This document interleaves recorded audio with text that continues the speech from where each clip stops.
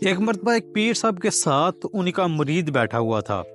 اب اس مرید نے اپنے پیر صاحب سے کہا کہ پیر صاحب مجھے کچھ فیض عطا کریں، یعنی مجھ پہ اللہ کا کرم ہو جائے، مجھے کوئی مالی دولت اور مادی اشیاء وغیرہ کے لیے کچھ ایسا عنایت کریں کہ میری ارننگ وغیرہ سٹارٹ ہو جائے، آسان الفاظ میں کہیں تو۔ اب وہ پیر صاحب ان پہ بڑا اللہ کا کرم تھا، وہ بڑے صاحب بصیرت انسان تھے۔ اب انہوں نے اپنے اس مرید کو ایک بہت اچھی نصیحت کی۔ انہوں نے مرید سے پوچھا کہ اس ہم نے کیا پڑھا ہے؟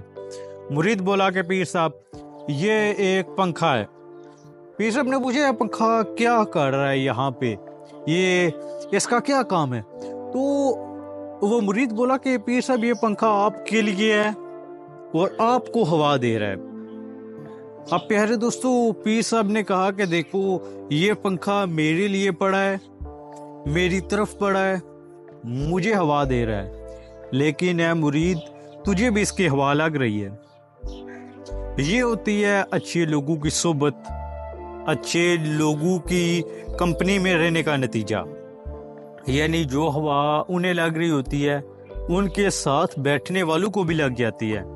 حقیقت میں یہ بڑا معنی خیز جواب تھا۔ اس نے یہ چاہا کہ مجھے دنیاوی مال و دولت ملے، لیکن ان پہ جو اللہ کا کرم ہو رہا تھا وہی اس پر بھی ہونا شروع ہونے والا تھا۔ یہ دنیا میں بھی ایسی ہوتا ہے، ہماری جیسی کمپنی ہوتی ہے، جیسا برتاؤ جیسا ماحول ان کا ہوتا ہے ہمارا بھی ویسا ہو جاتا ہے۔ جیسا اللہ کا کرم ہمارے کمپنی والوں کے ساتھ ہوتا ہے ویسے ہی ہم پر ہو جاتا ہے۔